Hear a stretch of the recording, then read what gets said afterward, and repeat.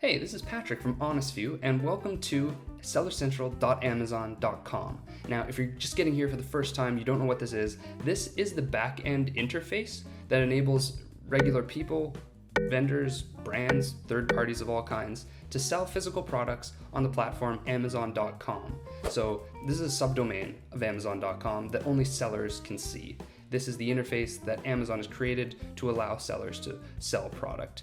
I try to make these fun. This is going to be a little bit more entertaining than your average business video, or worse yet, this is an instructional video with a screencast. So I hope this can be a little bit more fun than what you're used to. Let's get into it. So here we are, sellercentral.amazon.com. Now, I want you to forget that everything else exists because it's really overwhelming when you get into this platform and you see all these numbers. So just blot out everything below the header, okay? Can you do that? Just forget everything for now. We'll go through it in its own time, but for now, let's just go through the header. Okay, so let's go left to right. Obviously, the Amazon Seller Central button is always going to take you home to this screen. We're in the main screen right now. The flag is going to notify you of anything that's really urgent with your account, like if you've been suspended or if you have an urgent message, it's going to appear next to that little flag thing. Inventory. I use this a lot. This is essentially an up-to-down categorization, a list of the products that you currently sell on Amazon, whether they're in stock or out of stock. So we'll go into that in a sec. Pricing, where you moderate the price of the products that you sell. This is mostly a retail arbitrage thing. As a private labeler, you're not going to use this very much. Orders, you're going to use this a lot. So you're going to look and see what it is that you're selling, the pending orders, and you'll see them transfer over to completed or paid orders, and that's how you see them. Advertising, this is where three things basically happen. A campaign manager, where if you're buying Amazon pay-per-click advertising, then you manage it from there. Lightning deals, this was just added. It's June 2016, and this is a brand new feature. So if you have lightning deals, your product is featured and a bunch of shoppers get on it. This is how you moderate that. Promotions, so if you're creating coupon codes for customers and you want to give them a discount, either en masse, as we do at HonestView, or individually, like your Aunt Betty wants a copy of your spatula. What? Then that's how you'll get it done. Reports. This is a good one too, because this essentially gives you business metrics type of breakdown of exactly what's going on with your account. Very useful.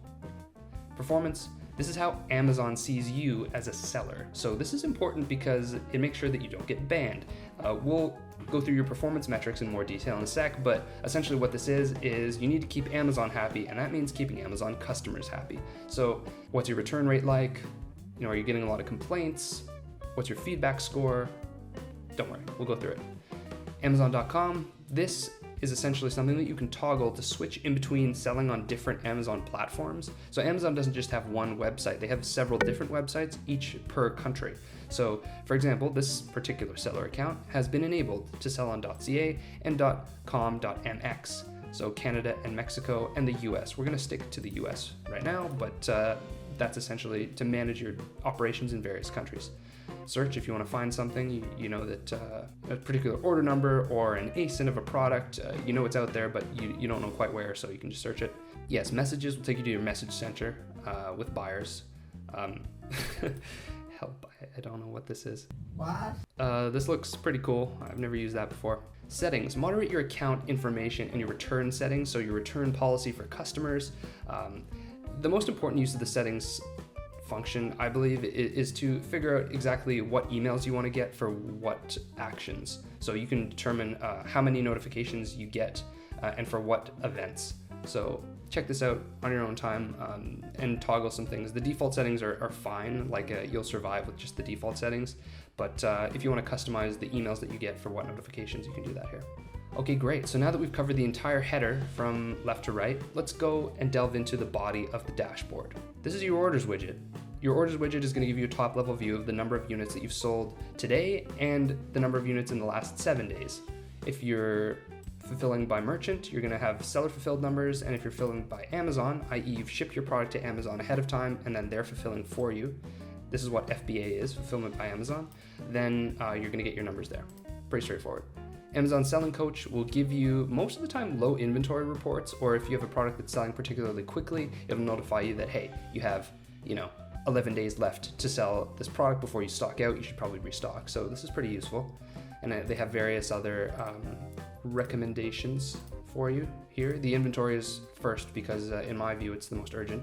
I didn't set it up that way, that's just what it is by default. The payment summary, of course, everyone wants to know about the payment summary. So they give you two numbers here. Your recent payment, which was the bi-weekly payment that you received from the last 2 weeks that was released to your bank account that you synced up with Amazon. So that's that number. And then you have a balance, which interestingly will be paid out in the next 2 weeks or after a bi-weekly period.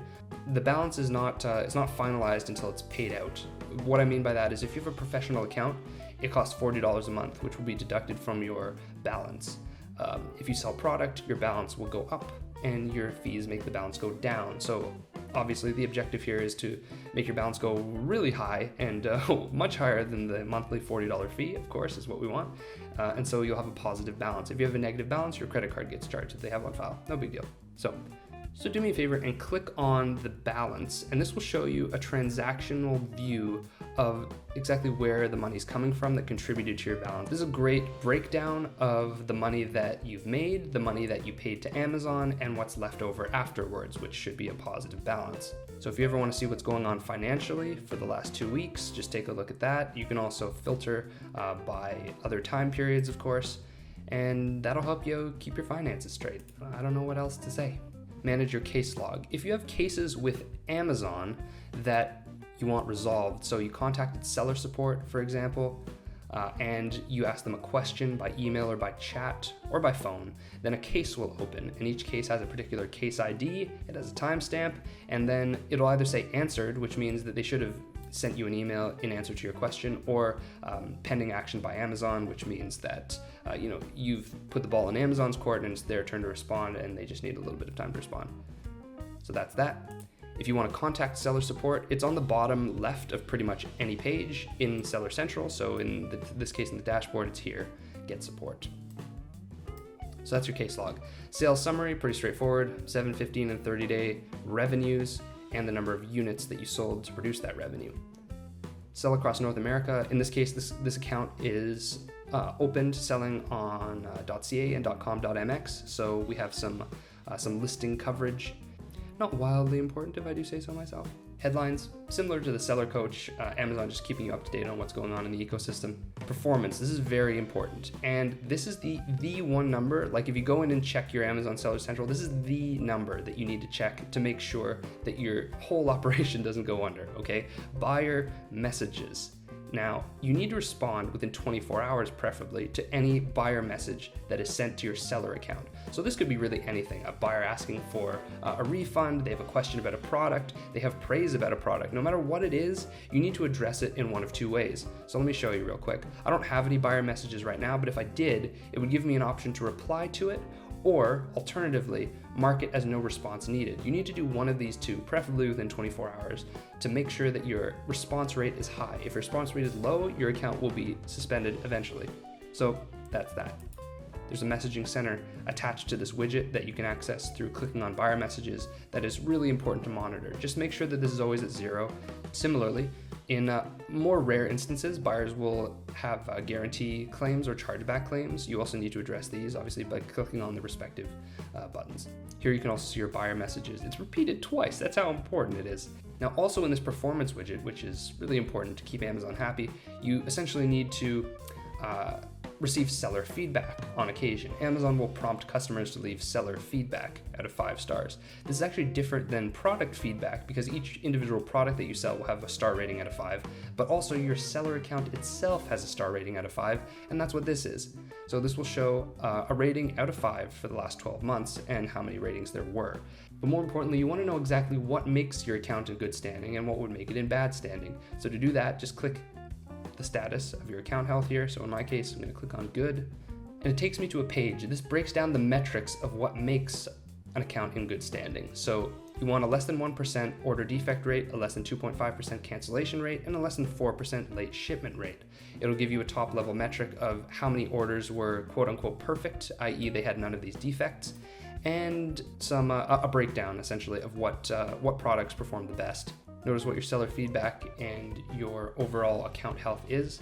Keep an eye on it and make sure that you don't get taken out for some silly reason like not answering messages or having a cancellation rate that's too high. At the end of the day, just provide good service and provide good products. That's really it.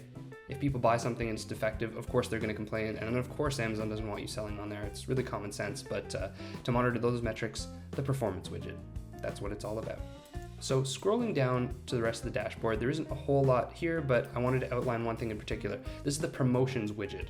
So the promotions widget is a tracker of the top 5 promotions that you're running at the time. A promotion is when you make a set of coupon codes, of discount codes for customers, and then you run a promotion. So Honest Few as a business runs promotions for sellers on behalf of sellers. So we get the discount codes and we distribute them to product reviewers who then review your product, and that's what Honest Few does. So really I'm super into this widget, obviously. So you'll have your top 5 promotions that are actively running, and then the number of times that that coupon code or series of coupon codes has been redeemed. So the number of orders that you got from that particular promotion. So that's cool. And if you just want to keep your pulse on the Amazon selling community, this is pretty good. But I really like the seller forums. So you can see what real sellers are talking about on the forums, and essentially, just keep your hand to the pulse of the community. To supplement this, Honest Few actually has a Facebook group that you can go to and join. And at this point, as of June, we have over 600 sellers who just come to discuss stuff and what they're working on and help each other out. So that's pretty cool. And then also, get our emails. We have an email newsletter with selling tips, and that's I'm bringing you in. Can you feel it? Can you feel the love?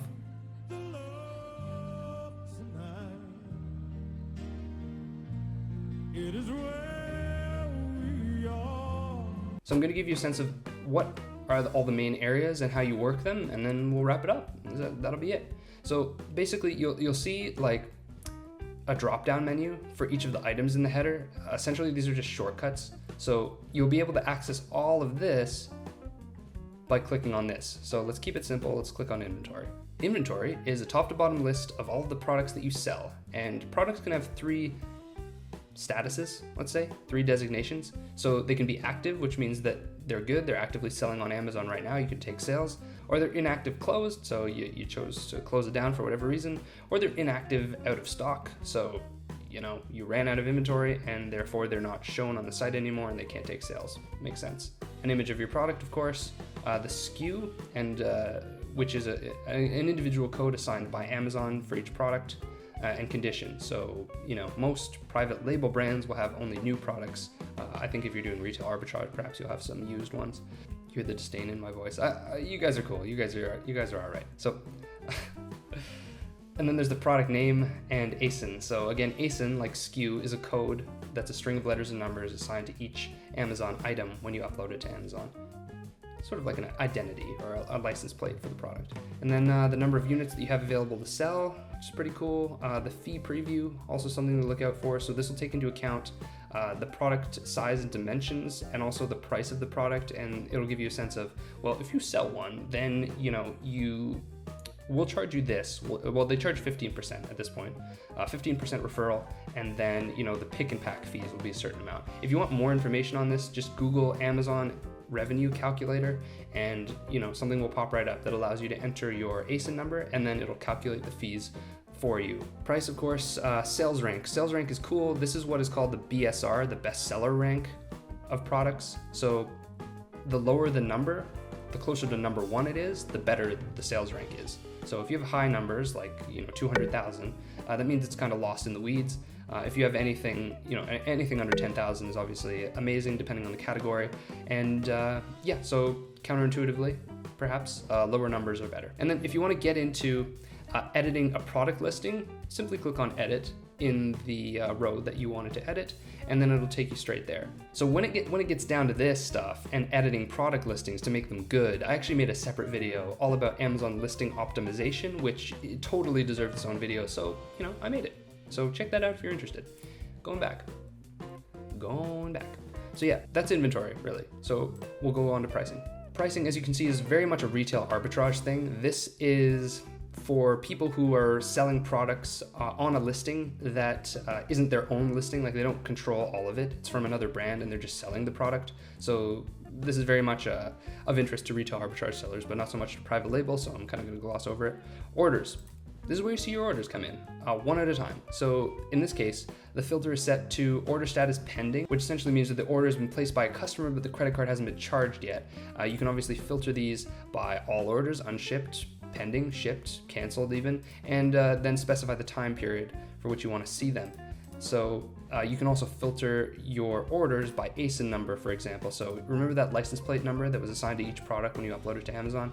This is something that you can filter by as well. So if you want to see the sales only on a particular product for the last, say, 30 days, you can certainly do that. Okay, advertising. We just click on advertising. It'll take us to Campaign Manager by default. This is where you manage your Amazon PPC, pay-per-click campaigns, where essentially you can specify what product you want, and then you can buy ads for that product to appear on Amazon. So for example, we're selling waffle irons and we want to appear for the keyword best waffle iron. Then we will buy an ad from Amazon to appear for that keyword, and then we'll appear, and it's pay-per-click, so you only pay when your ad gets clicked on. This is something that you can get into after you have a base of reviews, I would say, and you want to start bolstering your sales with paid advertising. Lightning deals. This was actually just added a few days ago. This is June 3rd, 2016, and this is the first time that most people will be seeing this, perhaps. Lightning deals are special sales that Amazon can have where buyers purchase en masse. So if you're in one of those, you can manage it from here. So promotions, you'll be hanging out here a fair bit, especially if you're creating coupon codes for promotions. So create a promotion. You can create one for money off, buy one, get one, etc.